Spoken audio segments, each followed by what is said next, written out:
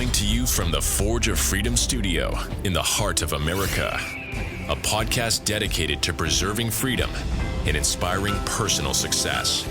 Freedom is born and lives through you, the individual, and it dies in the shadows of tyranny.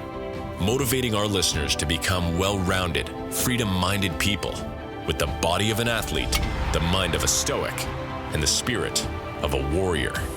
The tree of liberty lives on through you, the Forge of Freedom. And now here's your host, Alex Ooley. Hello, everyone, and welcome to another edition of the Forge of Freedom podcast. I'm your host, Alex Ooley, and this is episode 35 of the Forge of Freedom. Today, I have my father, attorney and firearms instructor, Mike Ooley, back in the studio for Monday Gun Day to discuss a follow-up to our conversation from last week when we talked about selecting a firearm for self-defense for beginners. This week, we're going to follow that up with sort of the peripherals and getting to the accessories and the peripherals that you need for your self-defense handgun. So, Mike, welcome back to the show again. Hey, good morning, Alex. Glad to be here. Good morning.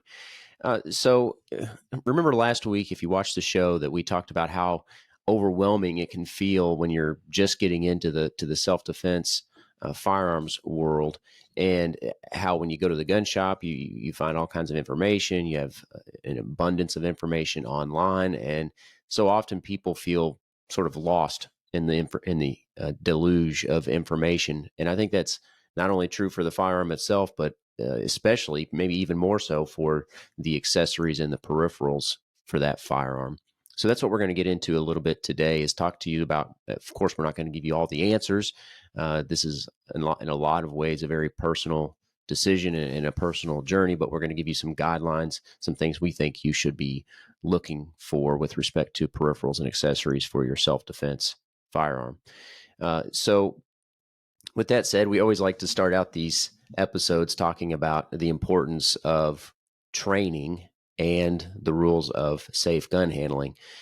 So even when it comes to peripherals and accessories, training is very important. And we'll talk about this more as a little bit as we get into the episode. But training with your holster, with your magazines, with your equipment is extremely important, because a lot of times you find out that the accessories you've got aren't necessarily well suited for self-defense when you actually put them through the test. So training is of course very important, even when it comes to accessories, but always follow the rules for safe gun handling as well, which we'll just restate here real quickly. Always keep the firearm pointed in a safe direction. Always keep your finger off the trigger until you're ready to shoot, and always treat all guns as if they're loaded. And then finally, always be sure of your target and what's beyond. So I think to start out, Mike, one thing we'll just briefly follow up on that we didn't talk about last week with respect to the firearm itself.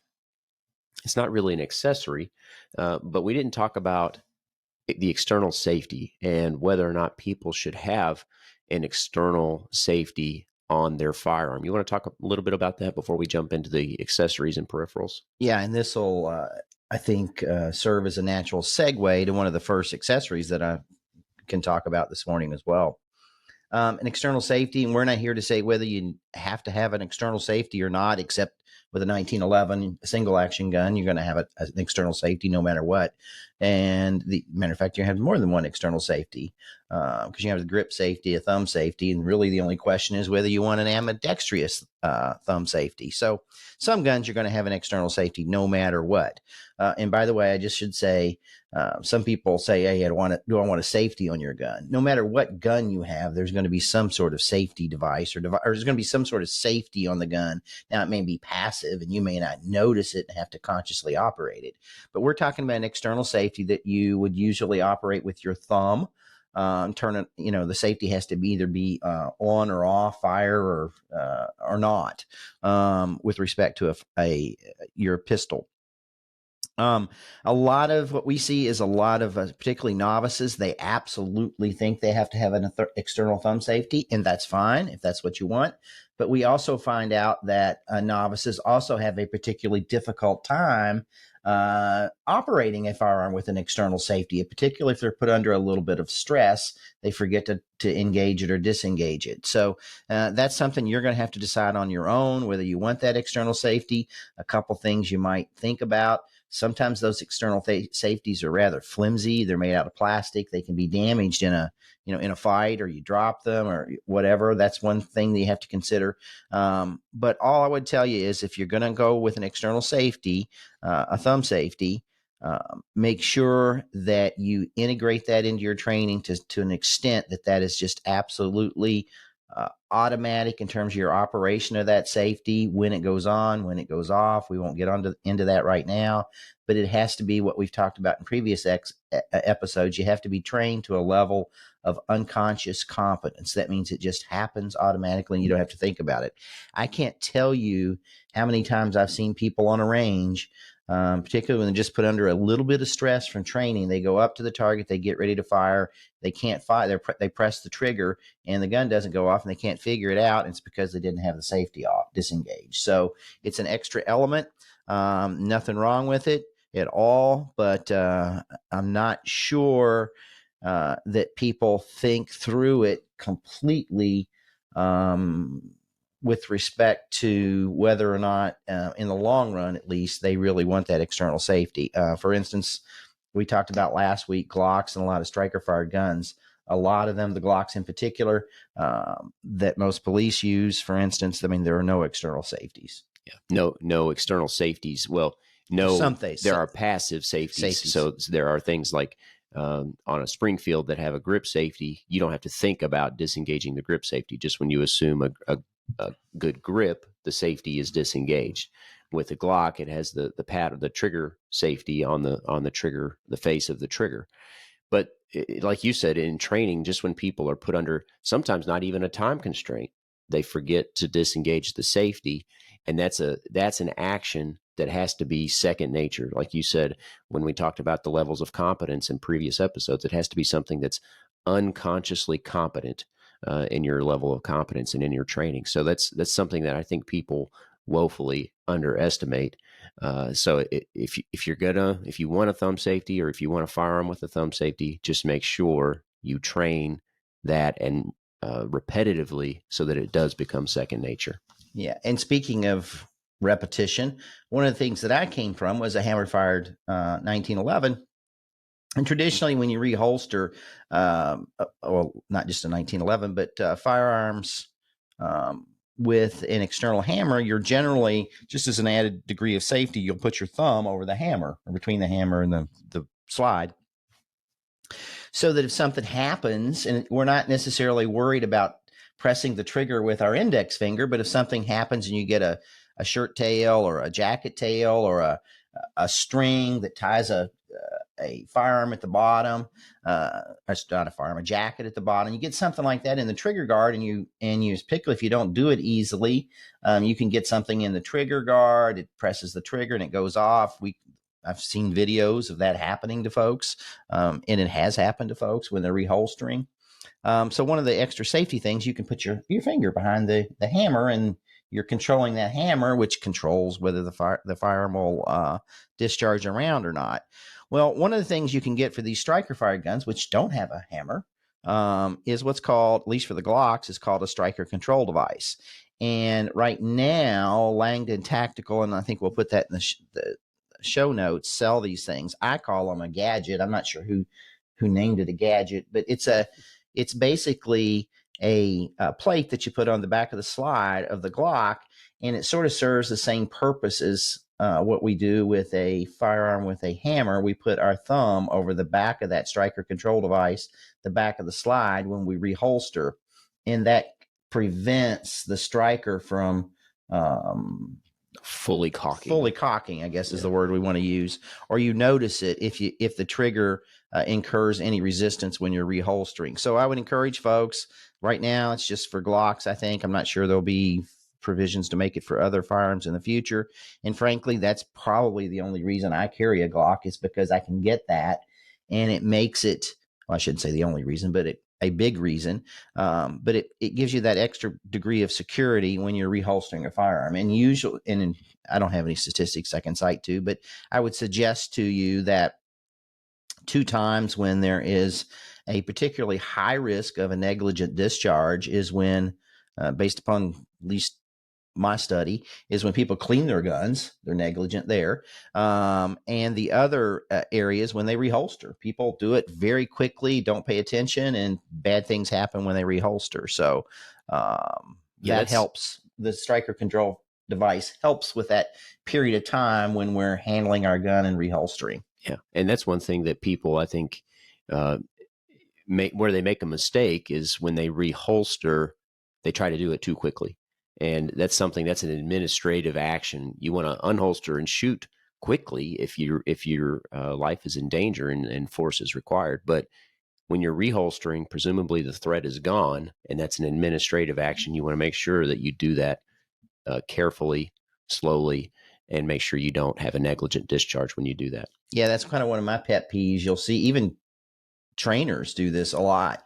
The reholster is just it's a real fast maneuver that they make, and that could be particularly dangerous. Like I said, people get drawstrings, that sort of thing in that trigger guard, and you're right, it's an administrative act at that juncture, and you can do it slowly and methodically and with great care. Well, so we've mentioned the external safety. We mentioned the striker control device for the Glock in particular. But while we're talking about holstering, why don't we go ahead and get into holsters and talk a little bit about that as a peripheral or an accessory to the self-defense firearm? Yeah, most people know that we all have a box of holsters that we don't use anymore because we're endlessly trying different holsters, trying to find that perfect holster for not only for our firearm, but our lifestyle and our clothing style and those sorts of things, because there is generally some sacrifice that has to be made if you're going to carry every day concealed.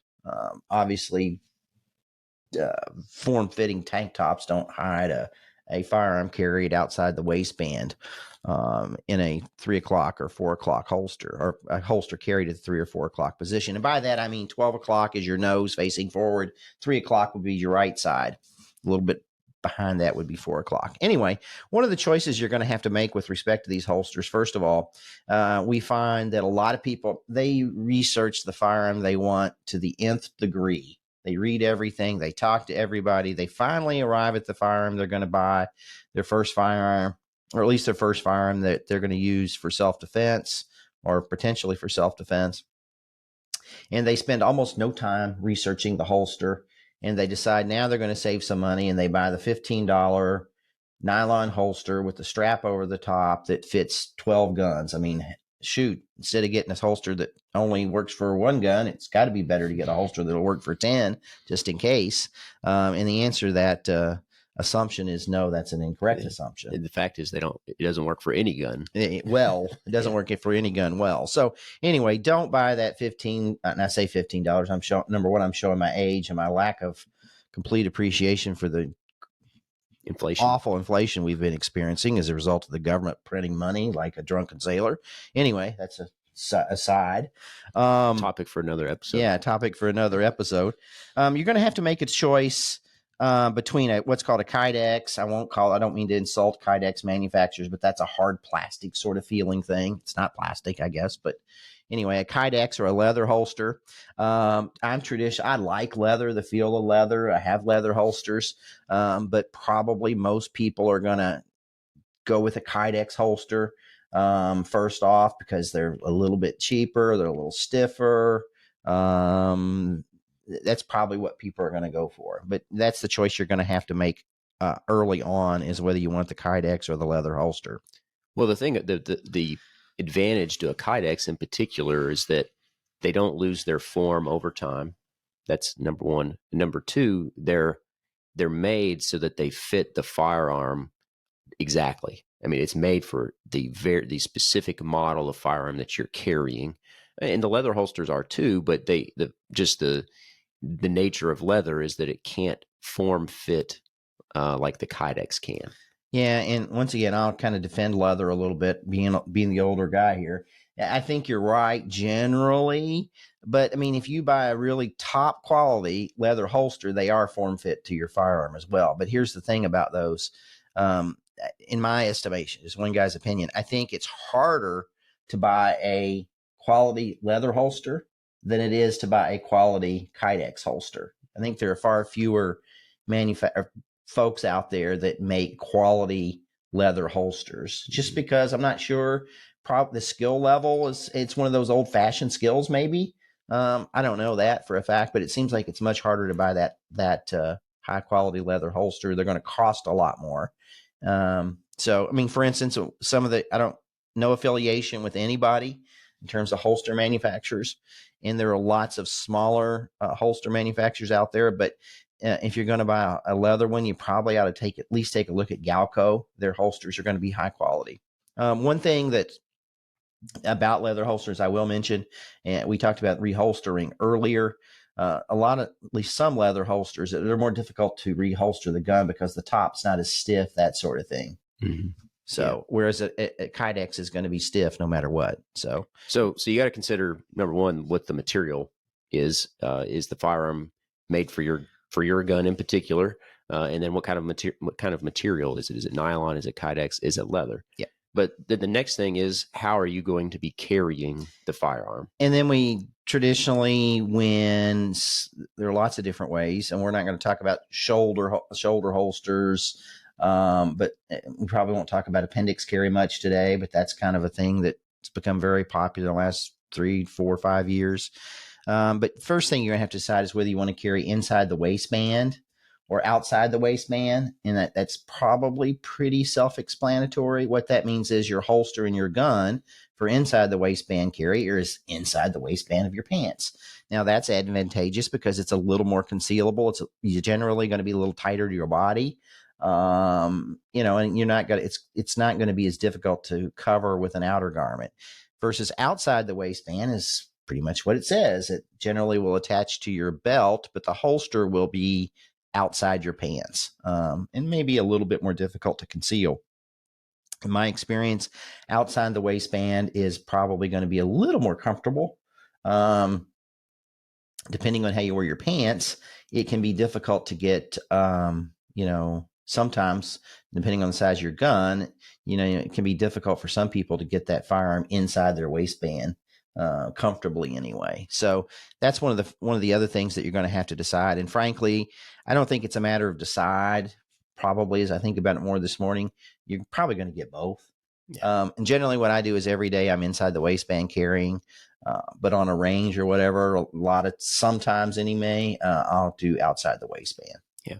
And when you see the nomenclature, when you're shopping for these things, it's IWB inside the waistband, and then OWB outside the waistband, and then AIWB appendix inside the waistband. Yeah. And we could talk for hours about holsters. Another thing that I want to mention before I forget about it too is you're going to have to decide what sort of retention you want with respect to a holster.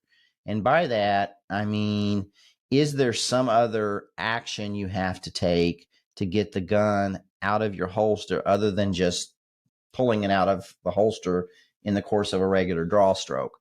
And I'll reference police officers here.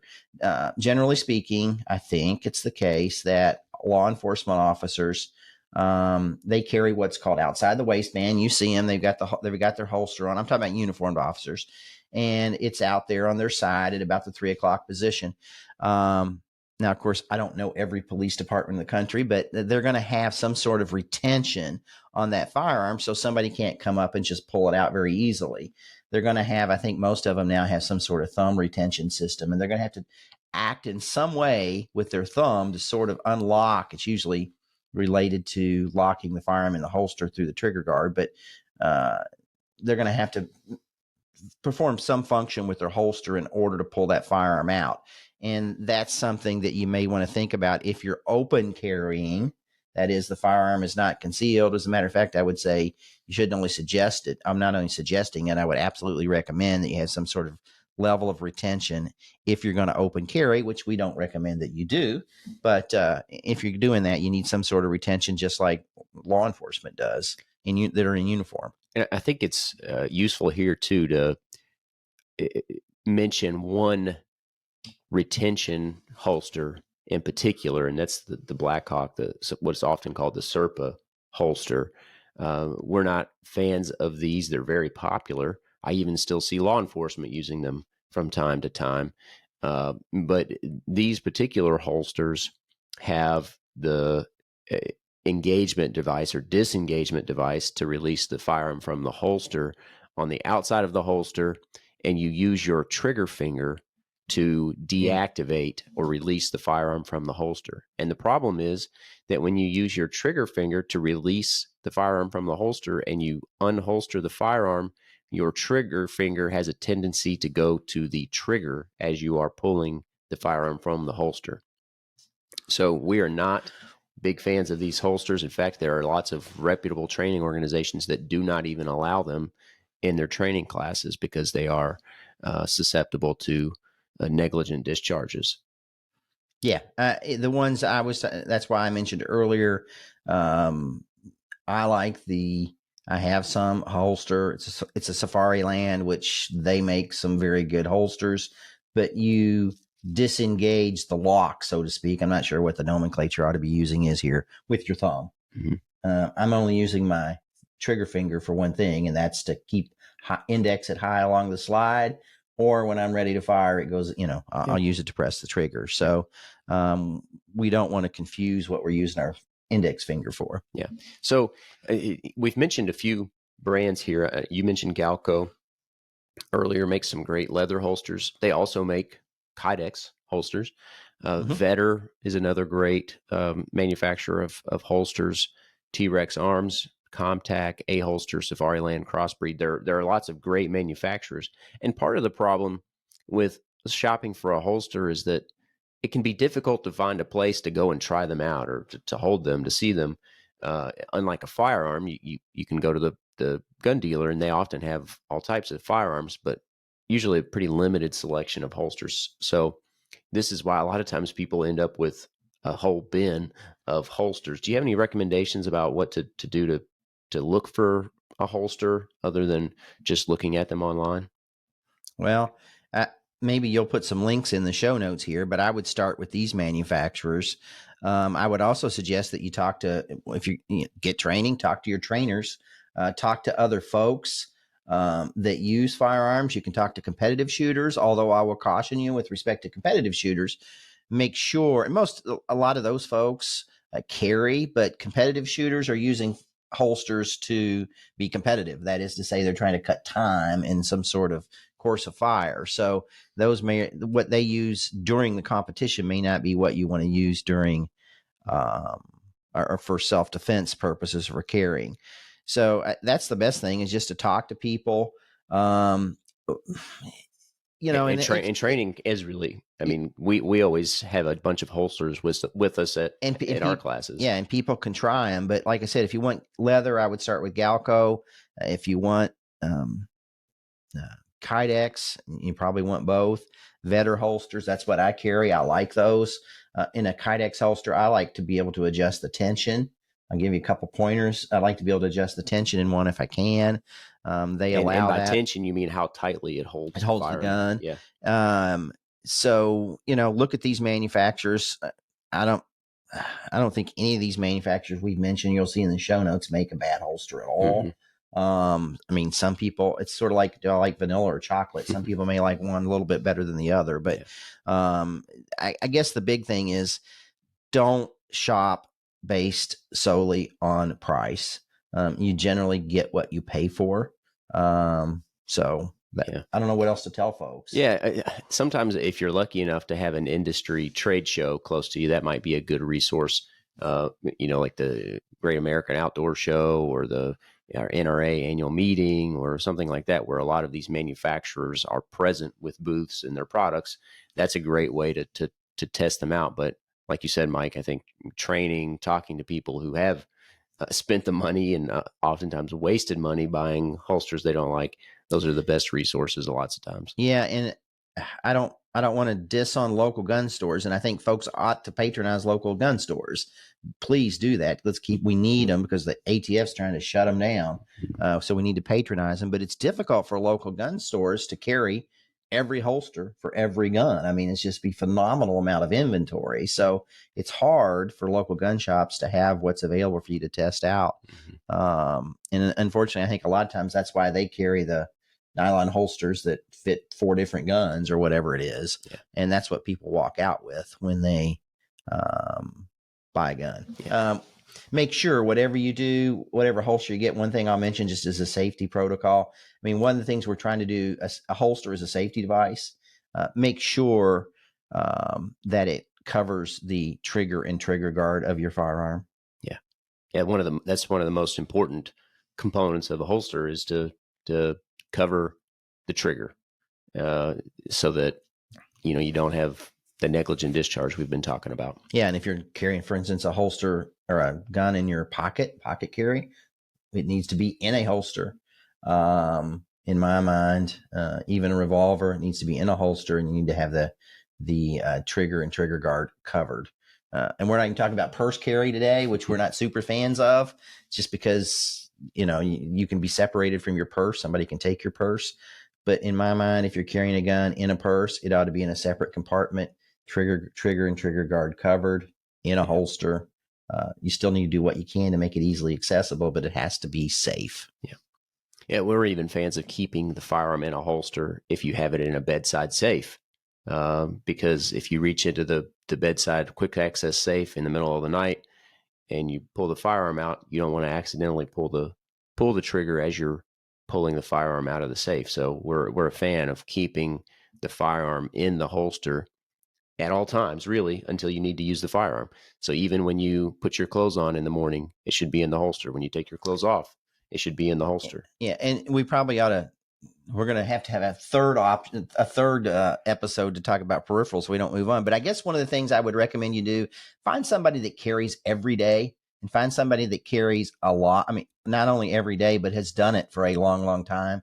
And that person probably has the big box of holsters that they don't use anymore, and listen to him or her and talk to several people like that, because everybody's different, body types, depends on the gun you're carrying, your clothing, lots of things. But talk to folks that really carry, not just people that read the internet. Talk to people that really carry every day.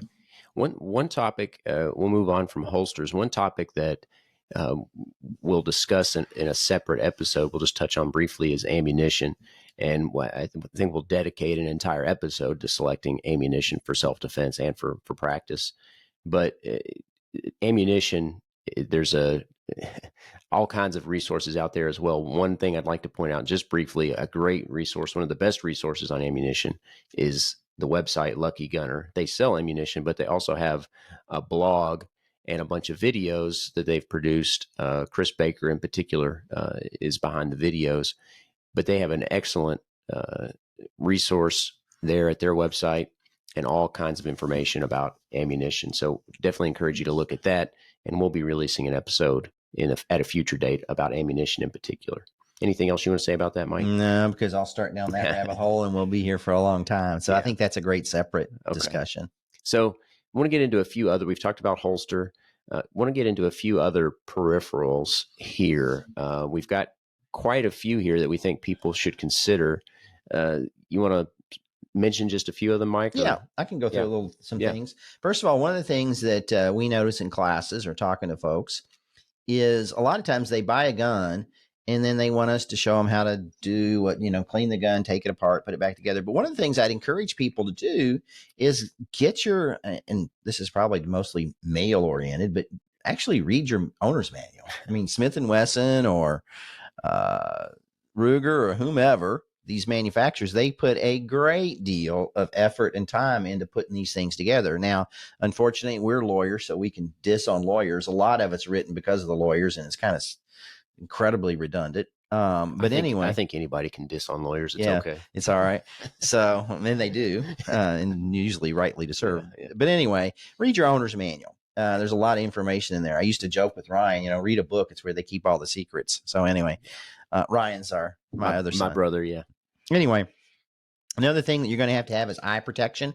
And some people, if you still have to wear eyeglasses, you're going to have to think about that too, whether you can get your safety glasses over the eyeglasses or whatever.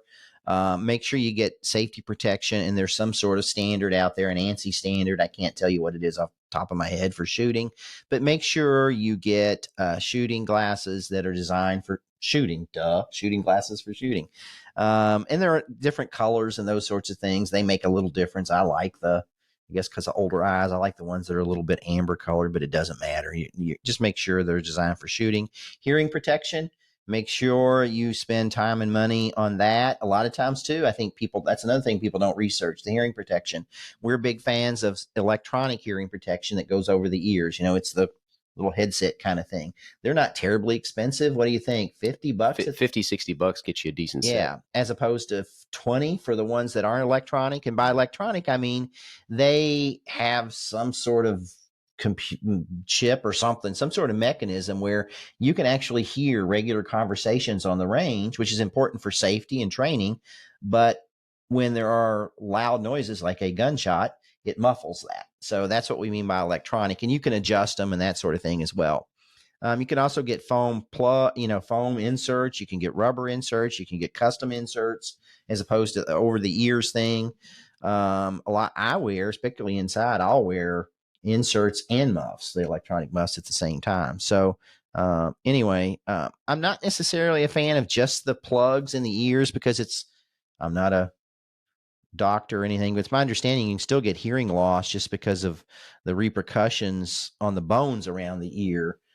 So even though you put plugs in, it's probably a good idea to have the over-the-ear stuff as well. You're going to make sure you have a hat or some kind of ball cap. And the reason we have those is so that hot brass can't go down in between our glasses and our eyes. The ball cap keeps that from happening. Make sure you wear appropriate clothing. And that make sure you wear something with a closed collar. We don't want hot brass going down our shirt. And I think it's obvious why we don't want hot brass. That creates a layer of potential excitement where we don't keep the gun pointed in a safe direction downrange. One thing we didn't talk about earlier that's I think associated with the holsters is you need a good sturdy belt. And nothing against Walmart or wherever you buy your clothes, but they don't have gun belts at clothing stores. Okay. A gun belt is usually thicker, much more rigid. Some of them have Kydex inserted in them, but you're going to have to buy a gun belt that's probably going to be 1.5 inches tall or 1.75 inches. I like you can tell, you might think I have some sort of ownership interest in that Galco or something, but my favorite belts are the Galco leather belts. You don't have to get leather. I know Magpul makes one that's pretty good. You've used Crossbreed. They're pretty good. And we're not endorsing anybody in particular, but once again, you got to spend the money, and you're probably going to spend, I don't know, 50, 75 at least. And some of them are over $100. Yeah, at least 50. Yeah. And that may be undershooting it, but just buy once and cry once, because it makes an enormous difference. You can buy the best holster in the world, but it's not gonna perform at its highest level. It's not gonna be that great unless you. And you might find a decent nylon gun belt for under 50, but leather certainly is going to be at least a decent one. Is going to be at least 50. Yeah, you can buy these nylon thick gun. They're more tactical kind of looking things. You can buy those that are cheaper. They're generally going to be a lot wider though, so they won't work with as many types of pans. Yeah. So anyway, make sure you get a good sturdy belt. And once again, you're going to have to spend the money probably. Don't show up at a gun range or shoot with open-toed shoes like sandals and that sort of thing. Same reason we need a ball cap and a collared shirt with it closed is that we don't want that hot brass going down in between our toes. Cleaning equipment, you're going to have to get that. That's one of the things I don't think you have to spend, a gazillion dollars on. Especially for a handgun. And you teach that during our classes for the most part. Yeah, a handgun. Okay, I'll go with that. I think appreciate that correction. I still like to have brass jags and brass, I don't like to put steel through them. But anyway, I don't know what to say about that. There's some all-in-one kits, but just you got to make sure you get a kit and you can clean your gun. And then you got to get into oils and cleaning lubes. And once again, we could probably spend 15 minutes on that. Yeah. And there would be people out there that say, I didn't know what the heck I was talking about. It's to a certain extent, it's sort of like motor oil. What kind of motor oil to use in your car, which is the best. So anyway, I'm not sure what else to say about cleaning. Yeah. I mean, the best resource really is to look at your, like you said at the beginning of this conversation, is look at your owner's manual. The firearms manufacturers design the gun. They know how the gun works. Follow the advice of your owner's manual on this subject. But like you said, with respect to what particular products are used, it's kind of a Chevy versus Ford thing. There are quite a few good products out there. And for a handgun, it's not quite as important, but just make sure you get some kind of cleaner, maybe a light lubricating oil like a CLP, or a Slip 2000 makes a decent oil, but you're really not going to be using much oil on a handgun. Yeah, and that stuff probably becomes a little more important when you move to the rifle, I think. Yeah. And they are, at least in my mind. And once again, talk to people that shoot a lot. That would be a great time to talk to these competitive shooters, because they're shooting a lot of rounds and want to keep their guns clean. You talk to me and I'll tell you what I think. And, after you consider the dementia and, you could decide what it's worth. And it may not be worth much, but you talk to enough people, you'll get some idea. Brownells is I'll point this out and I'll include them in the show notes. Brownells has a tremendous number of resources and information about products for cleaning and working on your firearm. So I'll link to them. They have great videos as well on YouTube about maintaining your firearm. I think they have great resources for that. Yeah. And just one last thing, don't forget about the safety. Lots of people shoot themselves when they're cleaning their gun, particularly with regard to some of these striker fired guns where you have to actually press the trigger to disassemble the gun. Mm-hmm. So we've got to make sure that we always keep the gun pointing in a safe direction, of course, but it's good practice where we separate the ammunition. We go to a room and clean our gun where there's no ammunition at all, and something bad can happen. And it's probably not a good idea to be cleaning your gun while you're watching TV. I mean, that your focus should be on the gun itself. A couple other things, a range bag, because we went someplace it's not on us. A lot of times, like for me, sometimes I'm carrying a gun, but I also have another gun in a bag. That's the one I train with. It depends on the situation. But make sure you get a range bag, something to keep your gun in. Generally speaking, you don't want to carry it to the range just in the cardboard box that the thing comes in. One suggestion I'll give you there, Midway USA, yeah, that they have range bags, or at least used to, with their name on them. Now, I don't think they make them. They buy them from somebody and put their name on it. So it's sort of a little advertising, and they sell them a little cheaper, but they're very high. At least they were very high quality bags. A good place to save a little money if you want a traditional range bag.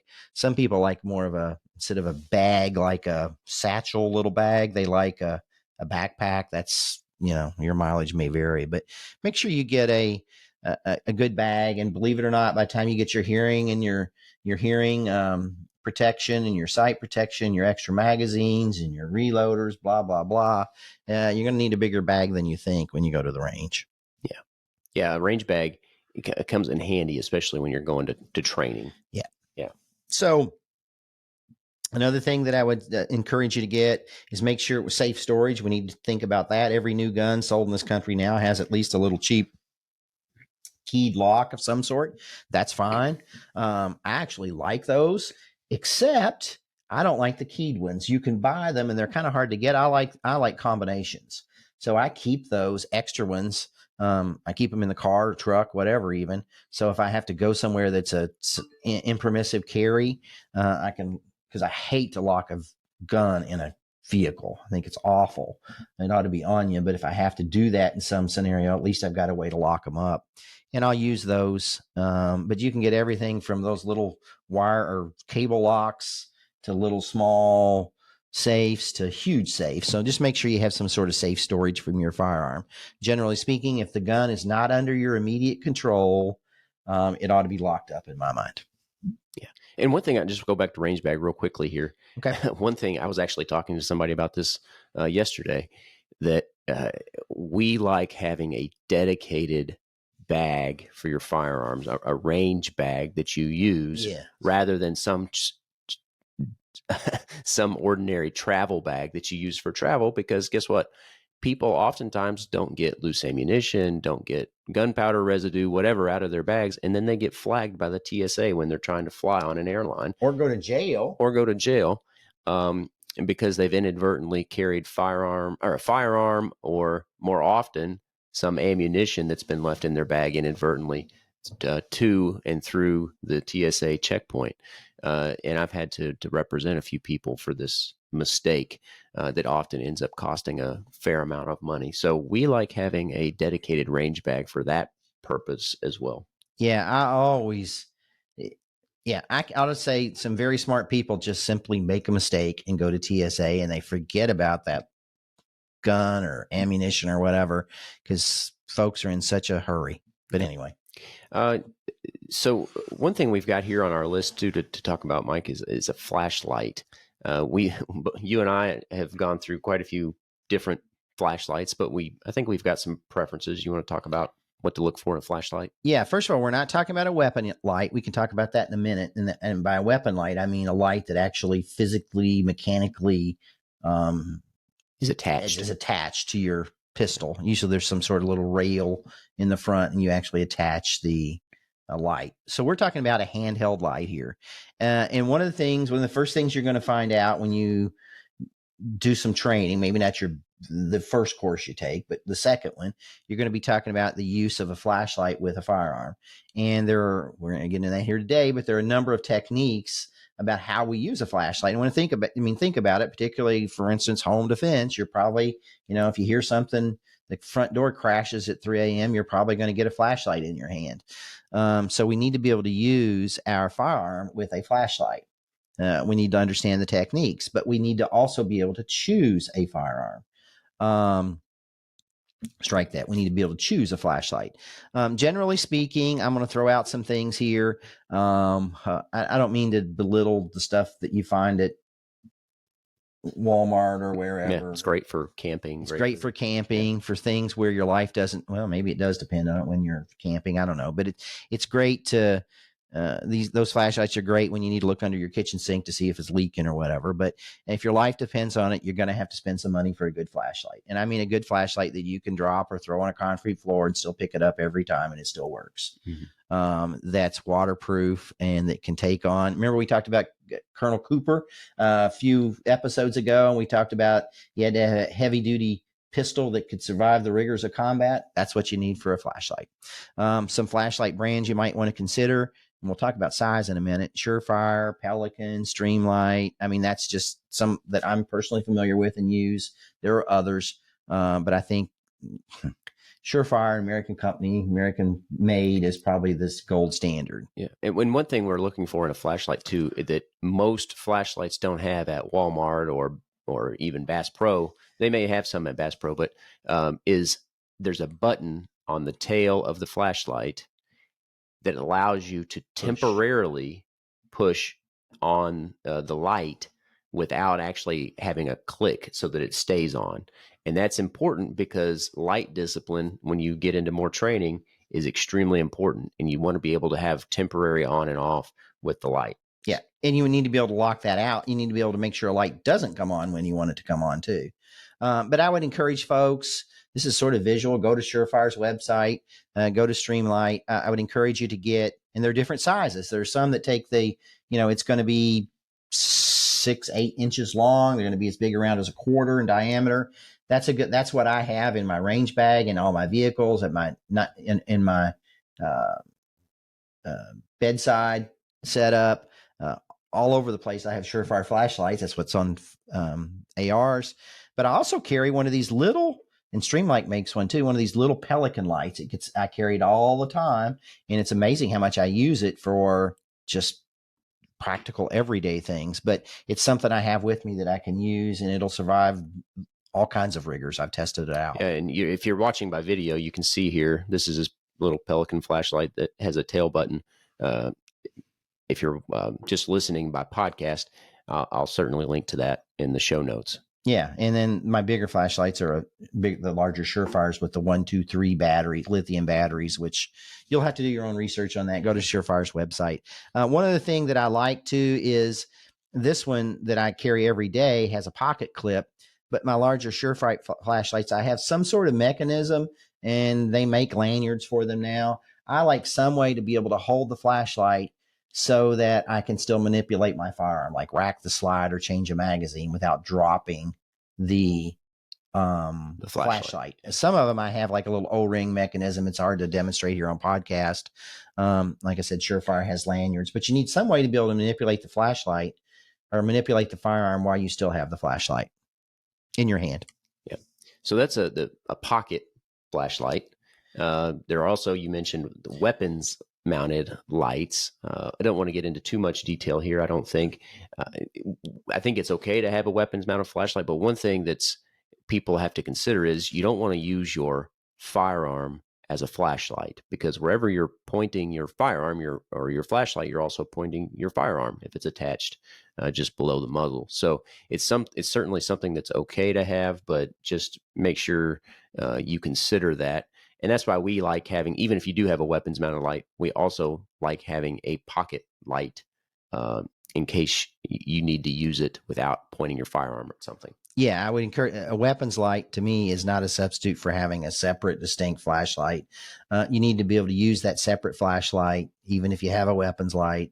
I'm not, and I'm probably in the minority and probably wrong, but I'm not a big fan of the weapon lights. I don't have them on my guns just because, I don't know, I've just never gotten into that too much. And like I said, where I point my light is not necessarily where I want to point my gun. Mm-hmm. So, and I understand people will say I'm full of it, and I understand you can get sort of this residual light by pointing it a certain way. But like I said, I don't like to cross what I'm using my light for versus what I'm using where I'm pointing my firearm. Yeah. And you can effectively use a pocket flashlight with your weapon. It just takes a little bit of training and practice. That's it. Yeah. All right. So targets, we got a couple more items here to get to, and then we're going to wrap things up here shortly. Targets, there are obviously all kinds of targets out there, and we use a lot of the ones we use. Actually, we just print off of the internet. The one that comes to mind is the 5x5 drill. That's a target that you can print off and do the drill, or the dot torture drill. There's another target you can print off, but there are also some targets that I think are more sort of standard targets that people can look at and buy. You want to say a few things about targets? Once again, we're going back to speed and accuracy. We're going to balance those two things. You can't beat just a 3x5 card sometimes, 3 inches by 5 inches, particularly for those accuracy things. And then if you're going to buy targets, you probably ought to go, most training or most things, you can start off with a USPSA or IPSC targets, and that stands for International Practical Shooting Confederation and U.S. Practical Shooting Association. But USPSA and IPSC targets, they've got the little zones in them, the ABC and a head, something for the head. So that's probably a standard target that folks ought to start out with if they want to buy paper targets or cardboard targets. Yeah. And then one other thing too that we haven't mentioned, but I think is extremely nice. It's more of a luxury than a necessity, but something that we use a lot and that a lot of our students have purchased after we've showed them the device in our class is the Ooley speed loader for magazines. It's a device that helps you load ammunition into your magazines more quickly, which is extremely nice if you're going to training where you're going to be shooting lots of rounds. Yeah, and particularly double stack magazines. And by that, I mean magazines where the cartridges are staggered in the magazine, hold 15, 17, 18, whatever rounds. Those get particularly difficult to load when you get down to the last few cartridges. So an Ooley, he'll have a link for that in the show notes. Very helpful. I use it a lot. Yep. One other thing we think people should consider, but we're going to not discuss it too much in this episode, is an individual first aid kit, and what's often called an IFAK, IFAK. My wife and I, Whitney, and we're actually going to go to Ohio here in just a little bit to take a class with Greg Ellifritz about trauma care. And I think we'll do an episode that's kind of a follow-up to that class or a rehash of that class and a review of that class. And we'll talk more about first aid kits in that class. I think you'll be interested too, because Whitney is a physician assistant and brings some expertise to that topic. So I think that conversation would be interesting. Keep an eye out for that. Mike, anything else you want to say? Yeah, just people need to get first aid kits no matter what. We always tell people it's going to be much more likely that you're going to use your first aid kit in your life than you are your firearm, whether it's an auto accident or a sporting event, whatever. Make sure you know how to use a tourniquet. If you don't go to a major training event for tactical first aid or that sort of thing, at least get your Red Cross, CPR training. You can do a stop the bleed class by the American Association of Surgeons, or I'm not sure the name of the organization that takes 90 minutes. And I think you can do those online, but make sure you're competent with first aid. You have first aid kits. I have bigger kits in vehicles and at home. And I even have an ankle kit that I use at some points in times. And guess what? Who makes that? Galco, because they make the best ankle holsters as well. I should get paid by them, I think, based on this. So anyway, make sure you get into the first aid. And Alex, so there'll be another episode on that to go down into that rabbit hole, but incredibly, incredibly, incredibly important. Yeah, and I think you're exactly right. People are far more likely to need this skill than the skill with their firearm. And just like firearms, though, training is incredibly important. And obviously, there are all sorts of resources out there for gear, but a lot of times people don't know where to start. And a great place to start is with training, because then you'll know what gear to buy, what gear to look for, and where to get it. Yeah, and I already mentioned the American Red Cross. There are other people that do the CPR training. The American College of Surgeons, I just looked it up, does the stop the bleed thing all over the country. You're going to see Drake Elifritz. I don't know if I'm going to make it next weekend. I think Par Markle, the Student of the Gun folks, they have some good training, first aid stuff. Gunsight even has a tactical medicine course. There are all kinds of things out there. Just make sure it's competent training. And like I said, the tourniquet's important. You got to be able to stop the bleed and treat particularly cardiac events. Yeah. All right. So obviously, when we started out the show, we're 50 minutes in now. I said we were going to give you some guidelines. We're not going to give you all the answers. We hit a lot of the highlights. There are certainly some things that we didn't cover. But I think one thing I'll mention here, I'm going to include a lot of links, obviously, in the show notes. And we've got a website up now as well at forgeoffreedom.com. You can find this information at the blog there. But I think in the future, we're going to do some video-only recordings about some of these topics so that you can get a visual of some of this. And we'll cover some of these issues in shorter, more dedicated episodes. So keep an eye out for that on YouTube and Rumble in particular, in addition to the podcast that we're releasing. So keep an eye out for that. Anything else you want to say, Mike, before we close up here? No, I think people need to stay tuned for that first aid, because you're going to give them some sources to buy the good quality gear as well, because first aid stuff needs to be, you can't compromise with respect to the quality of that stuff. Yeah. All right. Well, thanks, Mike, for joining us again this week. And thanks, everybody, for tuning in. I hope you enjoyed the show. And if you did, don't forget to give it a thumbs up and subscribe to help us spread the message of freedom. Next Sunday, I'll be sharing an episode with the authors of You Matter, Your Personal Health Revolution. And I think you'll enjoy that discussion as we sift through a lot of the distractions that prevent people from achieving a healthy, happy, and purposeful approach to your body and to your life. We really touch on the body, the mind, and the spirit that we talk about in the intro to this show. So keep an eye out for that. I'm going to make sure I get that pie out of the freezer and get it eat that right. thing before that episode. Exactly. Until then, remember, you are the Forge of Freedom. Thanks for listening to this episode of Forge of Freedom. Be sure to subscribe wherever you heard this podcast so you never miss a future episode. For more information or to connect with Alex, you can go to forgeoffreedom.com or follow him on Twitter at Forge of Freedom. Until next time, remember, you are the Forge of Freedom.